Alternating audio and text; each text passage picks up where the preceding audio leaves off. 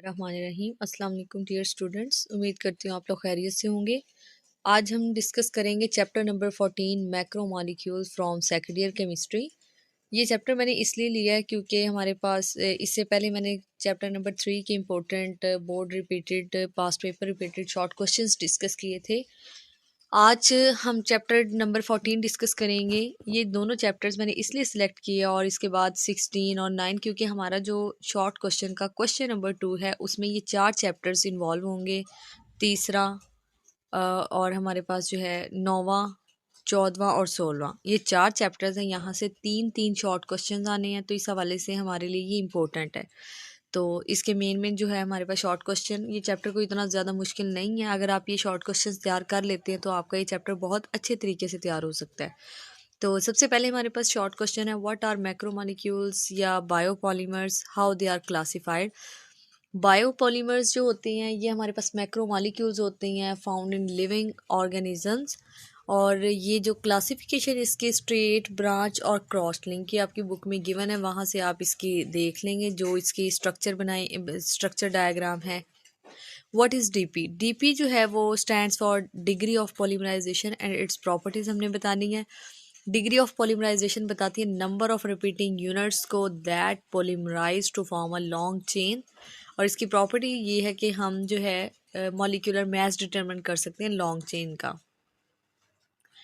What is difference between homopolymer and copolymer. Homopolymer और copolymer में main difference ये है कि होमोपोलीमर में सेम मोनोमर यूनिट्स मिलके पॉलीमर बनाते हैं, यानी पॉलीमराइजेशन में हिस्सा लेते हैं, जबकि कोपोलीमर में हमारे पास डिफरेंट मोनोमर्स कंबाइन करके पॉलीमर बनाते हैं। होमोपोलीमर में हमारे पास पीवीसी वगैरह आ जाते हैं, जबकि कोपोलीमर में बैकलाइट इसकी एग्जांपल आ जाती है। What is difference between thermoplastic and thermosetting plastics.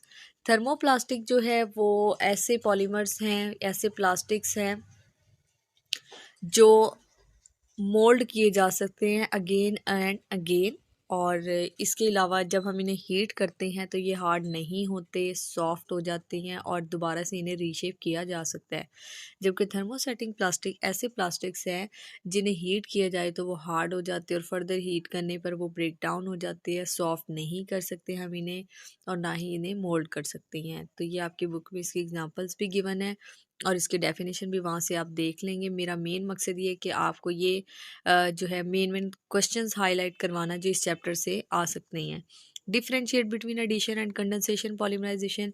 Addition polymerization में हमारे पास जो मोस्टली हम कहते हैं कि जो अनसैचुरेटेड मोनोमर्स है, यानी जिनमें डबल बॉन्ड पाया जाता है, वो तमाम मोनोमर्स पॉलीमराइज हो के एडिशन पॉलीमर देते हैं। जबकि कंडेंसेशन पॉलीमराइजेशन में हमारे पास दो डिफरेंट मोनोमर यूनिट्स मिल के और वाटर का जो या स्मॉल मॉलिक्यूल जैसे वाटर है, एथेनॉल है, ये मॉलिक्यूल्स एलिमिनेट हो जाते हैं और एलिमिनेट होके हमें जो जो मिलता है वो कंडेंस पॉलीमर होता है।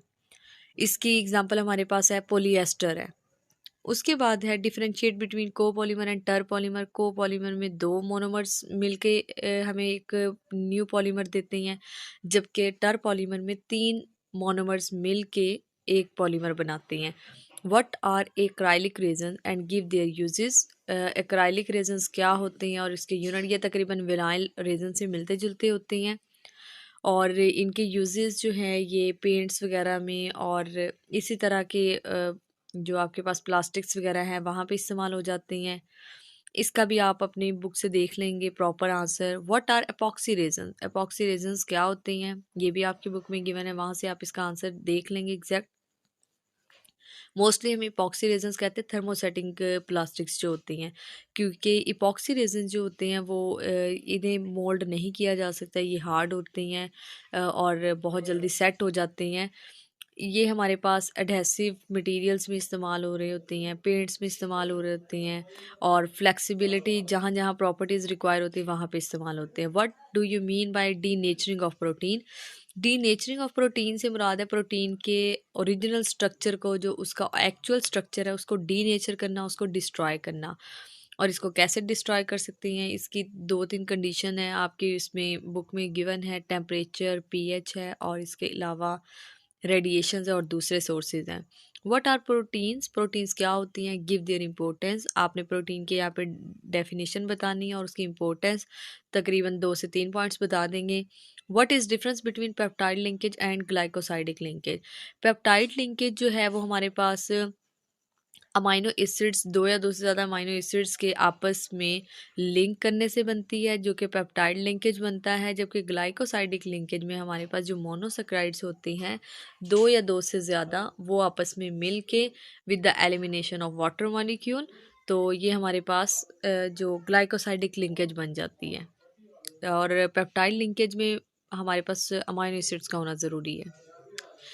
What is meant by plant starch and animal starch, जो प्लांट स्टार्च है वो मिक्सचर होती है अमाइलेज का और अमाइलोपेक्टिन का, जबकि एनिमल स्टार्च ये होती है सेलुलोज, जो कि स्टोर होती है एनिमल में। तो ये सॉरी, इसको हम ग्लाइकोजिन कहते हैं। जो एनिमल स्टार्च है वो ग्लाइकोजिन है और ये प्लांट्स में स्टोर होती है। What is difference between cellulose and starch, cellulose और स्टार्च में क्या फ़र्क है। बेसिकली दोनों तो ये है पॉलीसेक्राइड्स और ये हमारे पास हाइड्रोलाइज होकर ग्लूकोज देती है, लेकिन इसका मेन डिफरेंस यही है कि जो हमारे पास ग्लूकोज होती है उसमें बीटा डी ग्लूकोज लिंकेज पाई जाती है, जबकि स्टार्च में अल्फ़ा डी ग्लूकोज लिंकेज पाई जाती है। तो इनका तकरीबन एक एक लाइन का डिफरेंस है, इसको आप अपनी बुक से भी कंसल्ट कर लेंगे, ज़्यादा मुश्किल नहीं है ये चैप्टर, जैसे मैंने पहले भी बताया है। अब देखते हैं what is difference between alpha D glucose and beta D glucose. Alpha D glucose और बीटा डी ग्लूकोज ये दोनों साइक्लिक स्ट्रक्चर में होते हैं, लेकिन इनमें जो मेन डिफरेंस आता है वो हाइड्रोक्सिल ग्रुप की पोजीशन का आता है, जो कि नंबर 1 कार्बन पे यानी फर्स्ट कार्बन पे हाइड्रोक्सिल ग्रुप की पोजीशन डिफरेंट होने की वजह से एक को हम अल्फा डी ग्लूकोज कह देते हैं, जबकि दूसरे को बीटा डी ग्लूकोज। और प्रोबेबली जो अल्फा डी ग्लूकोज है वहाँ पे हमारे पास जो हाइड्रोक्सिल ग्रुप है, OH ग्रुप है, वो फर्स्ट कार्बन पे लोअर यानी बॉटम पे होता है, जबकि बीटा डी ग्लूकोज में ये अपर साइड पे होता है, टॉप राइट पे होता है।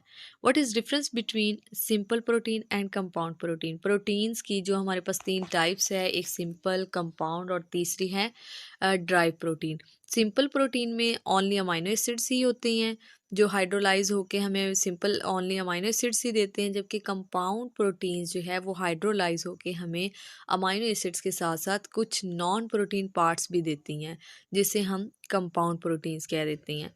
Define saponification number, saponification number ये है हमारे पास number of milligrams of potassium hydroxide और sodium hydroxide use to saponify, ये हमारे पास स्पॉनिफाई करती है तकरीबन 1 ग्राम ऑफ फैट और oil. Define iodine number, iodine number है it is the number of gram of iodine used या react with the 100 gram of fat और ऑयल।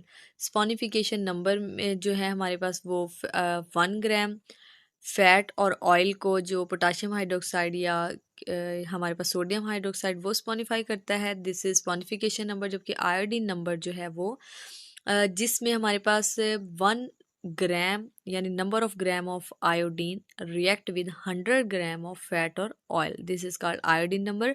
बेसिकली जो आयोडीन नंबर है वो अनसैचुरेशन यानी प्रेजेंस ऑफ डबल बॉन्ड को बताता है।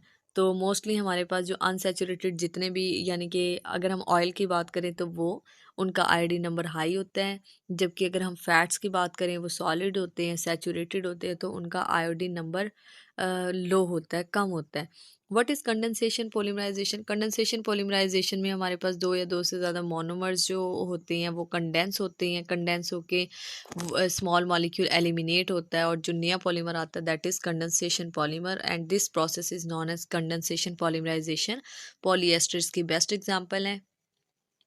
Give reaction for the formation of polyester, इसमें हमारे पास जो टर्फथैलिक एसिड है और इथाइलिन ग्लाइकोल है, ये दोनों आपस में रिएक्ट करके तो पोलिएस्टर दे देते हैं। ये रिएक्शन आपकी बुक में गिवन है। व्हाट आर स्टीरॉइड्स, स्टीरॉइड्स क्या होते हैं। स्टीरॉइड्स में हमारे पास जो है वो उसका जो बेसिक न्यूक्लियस है उसमें हमारे पास जो स्ट्रक्चर पाया जा रहा होता है वो 3 6 मेंबर रिंग और एक 5 मेंबर रिंग उसमें पाई जा रही होती है, जिसको हम तकरीबन कह देते हैं पॉलीहाइड्रोक्सी पर पॉलीहाइड्रोक्सी पेंटेनोफेनेंथ्रीन, इस तरह से स्ट्रक्चर का नाम है, ये भी आप देख लेंगे, आपकी बुक में गिवन है। What is mean by hardening of oil? Hardening of oil से मुराद ये है कि ऑयल का यानी अनसेचुरेशन का सैचुरेटेड बॉन्ड्स में कन्वर्ट होना। इसमें होता क्या है, जो आपके पास अनसैचुरेटेड ऑयल या फैट्स हैं, सॉरी ऑयल है, वो किसी मेटल कैटलिस्ट की प्रेजेंस में हाइड्रोजन के साथ रिएक्ट करता है और सिंगल बॉन्ड में यानी सैचुरेटेड कंपाउंड सॉलिड फैट में कन्वर्ट हो जाता है। इसका रिएक्शन भी गिवन है, तो ये आपके पास जो है यानी ऑयल का फैट में कन्वर्ट होना हार्डनिंग ऑफ ऑयल रिएक्शन है। और इंडस्ट्रियली हम देखते हैं कि ऑयल से घी का बनना, ये इसके बेस्ट एग्जांपल है। Define acid number. Acid number आपकी बुक में इसका आंसर गिवन है, ये भी तकरीबन पोटाशियम हाइड्रोक्साइड के मिलीग्राम्स रिक्वायर होती हैं टू स्पॉनिफाई फैट और ऑयल। डिफाइन स्पॉनिफिकेशन। स्पॉनिफिकेशन में हम बेस का रिएक्शन करवा रही होती हैं फैट और ऑयल के साथ, जिसके नतीजे में हमारे पास सोप बनता है। और इसके अलावा ये ग्लिसरॉल बनता है। ग्लिसरॉल में हमारे पास 3 अल्कोहलिक ग्रुप अटैच होते हैं कार्बन रिंग के साथ। What is rancidity of fats? Fats और जो ऑयल होते हैं वो स्पॉइल होने के बाद फाउल स्मेल देते हैं, जिसको हम रेंसिडिटी कह देते हैं, यानी giving out of foul smelling from the oil and fats after spoiling. Draw the open chain structure of glucose. Glucose का ओपन चेन स्ट्रक्चर मांगा गया। Right the uses of polystyrene. Polystyrene के यूजेस आपकी book में given है, वहाँ से आप देख लेंगे। इंपॉर्टेंस भी इसी तरह, क्योंकि वीडियो बहुत ज़्यादा लंबी होती जा रही है, तो ये इनके आंसर सीधे सीधे आपकी बुक में भी गिवन है। Right structure formula of purine and pyrimidine. Pyrimidine का भी आप देख लेंगे, और प्यूरिन का भी स्ट्रक्चर बहुत ज़्यादा इंपॉर्टेंट है। शायद हमारी दफ़ा में भी ये स्ट्रक्चर पूछे गए थे, जैसे कोलेस्ट्रॉल का स्ट्रक्चर है, प्यूरिन का है, पायरामिडीन का है, स्टीरॉइड्स का है। इनके स्ट्रक्चर आपने ज़रूर देखने हैं। Name different types of proteins based on physicochemical proteins. Proteins की आप यहाँ पे टाइप्स बता देंगे, जो पहले भी मैं डिस्कस कर चुकी हूँ। What are the factors affect the enzyme activity? ये फैक्टर्स भी मैंने बता दिए, 3 फैक्टर्स हैं। How temperature affect the activity of enzyme? यानी 37 डिग्री सेल्सियस पे एंजाइम्स काम करते हैं, तो अगर इससे टेम्परेचर अबव हो जाए तो हमारे पास जो एंजाइम्स हैं वो डी नेचर हो जाते हैं, जो उनके अंदर प्रोटीन पाई जाती है वो डी नेचर हो जाती है, इस तरह से वो इनएक्टिव हो जाते हैं। What are the polyamide resins? Give example. Polyamide resins ये भी आप देख लेंगे, जो नाइलोन इसकी एग्जांपल है, और इसकी एग्जांपल भी देख लेंगे, इसकी डेफिनेशन भी। Right structure of cholesterol. Cholesterol का स्ट्रक्चर भी आप एक्सप्लेन कर देंगे। तो स्टूडेंट ये थे हमारे इंपॉर्टेंट शॉर्ट क्वेश्चन। इसी तरह इंशाल्लाह चैप्टर नंबर 9 और चैप्टर नंबर 16 के भी शॉर्ट क्वेश्चन मैं अपलोड कर दूंगी, ताकि आपके पास जो आपका फर्स्ट पेयर है शॉर्ट क्वेश्चन का, क्वेश्चन नंबर 2, वो कम्प्लीटली आपके पास आ जाए, ताकि आपको आइडिया हो कि आपने कौन सा चैप्टर मेनली तैयार करना है। क्योंकि अगर आप 3 चैप्टर भी तैयार कर लेते तो मैक्सिमम आपने 8 क्वेश्चन अटैम्प्ट करने हैं। तो 8 अटैम्प्ट करने के लिए आप 3 चैप्टर कोई से भी देख लेंगे, और उन्हें इस तरह से करना है कि उसमें से कुछ भी ना छोड़ें आप। तो स्टूडेंट हमारे चैनल को सब्सक्राइब करें, लाइक करें, शेयर करें, और बेल आइकन को प्रेस करना मत भूलें। Thank you.